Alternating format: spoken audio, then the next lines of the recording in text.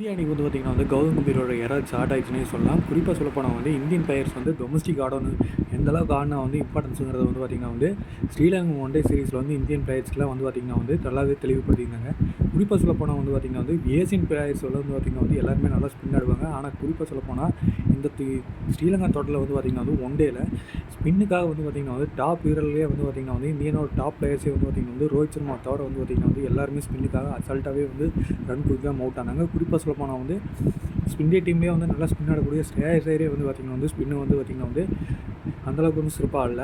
அதனாலேயே வந்து பார்த்திங்கன்னா வந்து பிசிசி வந்து பார்த்திங்கன்னா வந்து துலிப் டிராஃபி வந்து இந்த தாட்டி வந்து பார்த்திங்கன்னா வந்து எப்போ சவுத் ஜோன் நார்த் ஜோன் நடத்தும். ஆனால் இந்த தாட்டி வந்து பார்த்திங்கன்னா வந்து இந்தியா ஏபிசிடி அப்படிங்கிற மாதிரி வந்து பார்த்திங்கன்னா வந்து 4 அணியாக பிரித்து இந்தியாவில் வந்து பார்த்திங்கன்னா வந்து ராஜி கிரிக்கெட் மட்டும் ஐபிஎல் நல்லா பண்ண பிளேயர்ஸ்க்குலாம் வந்து பார்த்திங்கன்னா வந்து வாய்ப்பு கொடுத்து அவங்கள்லேருந்து யார் நல்லா ஆடுறாங்க அப்படிங்கிற மாதிரி பார்த்து வந்து பார்த்திங்கன்னா வந்து இந்தியா அணிக்கு தேர்வு பண்ண போகிறதா வந்து பார்த்திங்கன்னா வந்து சொல்லிக்கிறாங்க.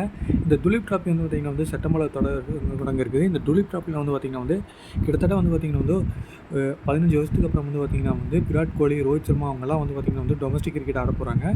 விராட் கோலி அதே மாதிரி வந்து பார்த்திங்கன்னா வந்து பும்ராக்கு வந்து பார்த்திங்கன்னா வந்து பங்களாதேஷ் சீரிஸில் ரெஸ்ட் கொடுத்ததுக்கு முன்னாடி பும்ரா வந்து இந்த துலிப் டிராஃபியில் கலந்துக்க மாட்டார்.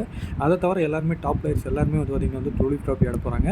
இந்த துலிப் டிராஃபியில் வந்து பார்த்திங்கன்னா வந்து இந்தியாவுக்கு வந்து பார்த்திங்கன்னா வந்து சுமன் கில், ரோஹித் சர்மா அது மட்டும் இல்லாமல் வந்து பார்த்திங்கன்னா வந்து கேஎல் ராகுல் இவங்களாம் கேப்டனாக செயல்படுவாங்க அப்படிங்கிற மாதிரி எதிர்பார்க்கப்படுது.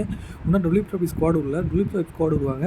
குறிப்பாக சொல்ல போனால் தமிழ்நாட்டிலேருந்து பார்த்திங்கன்னா வந்து பாபா இந்திராஜித் வந்து பார்த்திங்கன்னா வந்து கன்சிஸ்டன்ட் பெர்ஃபார்மன்ஸாக வந்து பார்த்திங்கன்னா வந்து ராஞ்சி டிராஃபியில் இருக்காரு. அவருக்கு ஒரு பிரேக் த்ரூ கிடைக்கணும் அப்படிங்கிற மாதிரி தோணுது. ஏன்னா கடந்த துலிப் டிராஃபியில் வந்து ஜவுச்சுக்காக வந்து பார்த்திங்கன்னா வந்து அவர் விளையாடல, சிறப்பான ரன் அடிச்சிருந்துமே. ஆனால் வந்து வேல்டியே ஒரு நல்ல ரெக்கார்டு வச்சிருக்காடி அவருக்கு ஒரு வாய்ப்பு கொடுக்கணும் அப்படிங்கிற மாதிரி வந்து பார்த்திங்கன்னா வந்து எல்லா ரசிகர்களிடையே எதிர்பார்க்கப்படுது. இந்த காம்படிஷன் வந்து நல்லா யூஸ் பண்ணிட்டாருன்னா அவர் இந்திய அணிக்கு தேர்வாக அதிக வாய்ப்பு இருக்குது. இதை தவிர வந்து நிறைய டொமஸ்டிக் நல்லா ஆடக்கூடிய அபிமன்யு ஈஸ்வர் இவங்களுக்குலாம் வந்து பார்த்திங்கன்னா வந்து வாய்ப்பு இந்த துலிப் டிராஃபி வந்து பார்த்திங்கன்னா வந்து ஒரு நல்ல ஒரு வாய்ப்பாகவே கருதப்படுது. துலிப் டிராஃபியில் டாப் பிளேயர்ஸ் கூட விளையாடும் போது அவங்களுக்கு ஒரு நல்ல ஒரு எக்ஸ்பீரியன்ஸாக இருக்குது டொமஸ்டிக் பிளேயர்ஸ்க்கு.